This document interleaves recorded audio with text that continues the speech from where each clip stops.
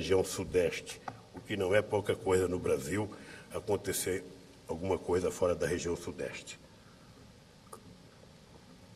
Encerramos também as negociações com a Agência Internacional de Energia Atômica e hoje as indústrias nucleares brasileiras, em Resende, no Rio de Janeiro, já fabricam urânio enriquecido, material combustível para as usinas nucleares Angra 1 e Angra 2.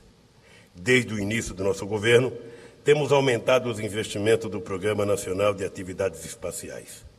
Após um período de penúria, entre 1989 e 2002, os investimentos a partir de 2003 têm buscado atingir a meta de $100 milhões anuais, ou cerca de 225 milhões de reais, alcançada neste ano de 2005.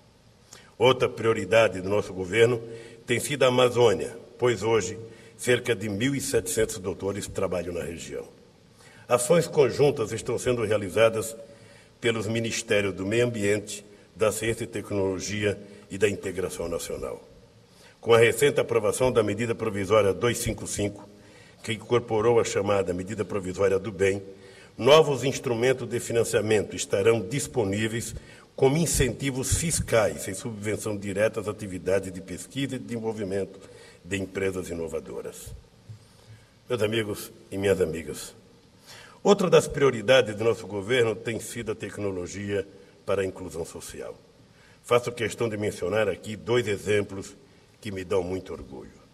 Primeiro, o Programa de Extensão Tecnológica, criado em 2004 para colaborar com as comunidades de baixa renda na produção e transmissão de conhecimento, já apoia hoje 349 projetos com investimento total de R$32,5 milhões.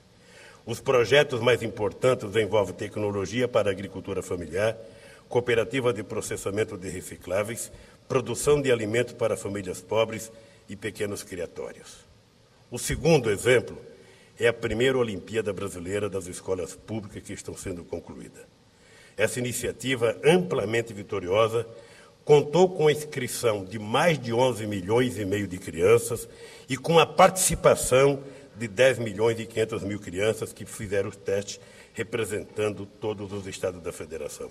Aqui eu queria fazer um parênteses para contar uma pequena história. O ministro, na época, Eduardo Campos, ao participar junto comigo de uma homenagem aos alunos da escola privada que tinham participado das Olimpíadas,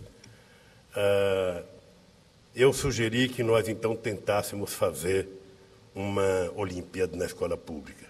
No começo parecia uma coisa impossível, porque também se criou na nossa consciência de que o pessoal de escola pública é desmotivado, que aprende menos. Nós agora, logo, vamos apresentar um resultado que vai deixar muita gente de cabeça em pé.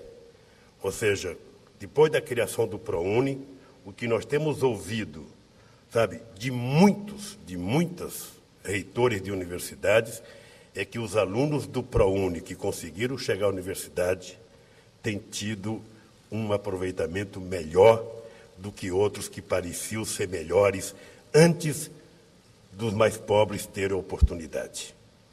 E quando surgiu a ideia de criar a Olimpíada da Matemática da Escola Pública, no começo parecia impossível, apesar do entusiasmo do nosso ministro da Educação, do ministro de Ciência e Tecnologia, sempre aparece aqueles que falam, mas na escola pública não tem motivação, as crianças não vão querer participar. Conclusão, nós abrimos as inscrições, 11,5 milhões de crianças se inscreveram. Dessas, 10,5 milhões participaram e nós agora já estamos fazendo o resultado, aí vai ser um número muito importante, as notas 20, 19 e 18, que são as notas que fazem passar para a segunda fase, já estão concluídas. Ou seja, nós vamos conseguir medir a qualidade da escola, nós vamos conseguir medir, em parte, a qualidade dos professores, porque nós vamos ter todas as escolas brasileiras participando e vamos saber quais os alunos. O desejo, na verdade, é que o ano que vem a gente comece a pensar na Olimpíada de Português. Quem sabe a gente vai criando por matéria a Olimpíada para motivar e assim nós vamos checando se o professor que está dando a aula tem condições de dar aula ou se ele está bem. Porque tem uma coisa em educação que vocês sabem mais do que eu. Se um professor entra numa sala de aula e dá uma aula, o aluno não aprende, o aluno precisa de um reforço. Se dá a segunda aula e o aluno continua não aprendendo, o aluno ainda precisa continuar do reforço. Mas se der a terceira e o aluno não aprendeu, quem precisa do reforço é o professor. E isso nós precisamos checar com outra coisa que estamos fazendo agora. Vocês estão lembrados que para fazer exame no ensino fundamental se fazia por amostragem, sabe? Porque no Brasil sempre assim, ou seja, os professores têm condições péssimas de trabalho, ao invés de melhorar, diminui o tempo de aposentadoria. Os alunos têm repetência, ao invés de melhorar, ou seja, vamos fazer o ensino continuado, porque não precisa prova, a gente não sabe se a criança vai bem. Nós, este ano, agora dia 16 de novembro, nós vamos fazer prova para mais de 5 milhões de crianças da 4ª série e da 8ª série, para a gente testar não apenas o grau de conhecimento do aluno, mas testar o comportamento do professor e testar o próprio comportamento. Nós vamos chegar à conclusão que, numa mesma cidade, nós vamos ter uma escola com bom nível e uma escola com péssimo nível. Aí nós temos que ver por que isso está acontecendo. E, quem sabe, a gente definitivamente começa a mudar a qualidade do ensino fundamental, que, sem mudanças, tudo mais será muito mais difícil. Por isso, eu quero pedir aos deputados que não meçam esforços para que a gente possa aprovar o Fundeb este ano, porque se aprovar este ano, ele entra em vigor o ano que vem. Se não aprovar este ano, ele só vai entrar em vigor em 2007, e todo mundo aqui sabe o que significa um ano de atraso na escola para a nossa garotada. Portanto, é fundamental que seja aprovado o Fundeb. As discussões políticas eleitorais vamos deixar um pouco mais tarde. Eu sei que tem gente com muita sede para discutir isso agora, sabe? Tem muita gente só pensando nisso, sabe? Mas vamos fazer as coisas que o Brasil não pode mais prescindir. Tem coisas que o Brasil pode prescindir. Na educação, o Brasil não pode prescindir e não pode perder mais tempo. Não pode ficar apenas pela vontade do Ministério da Educação, pela vontade do governo ou dos deputados que dentro do Congresso Nacional estão na Comissão de Educação.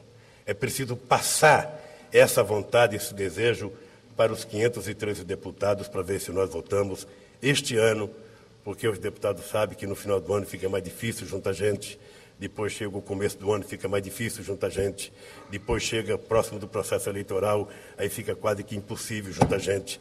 E eu temo que a gente tenha, sabe, um ano jogado fora se nós não aprovarmos o Fundeb. Voltando às Olimpíadas, participaram das Olimpíadas 31.028 escolas em 5.197 municípios, representando 57% das escolas públicas e 93% dos municípios brasileiros. Trata-se de uma das maiores mobilizações em certame estudantil de teste de conhecimento em todo o mundo. Na Olimpíada da Matemática, nos Estados Unidos, por exemplo, participaram este ano cerca de 6 milhões de estudantes.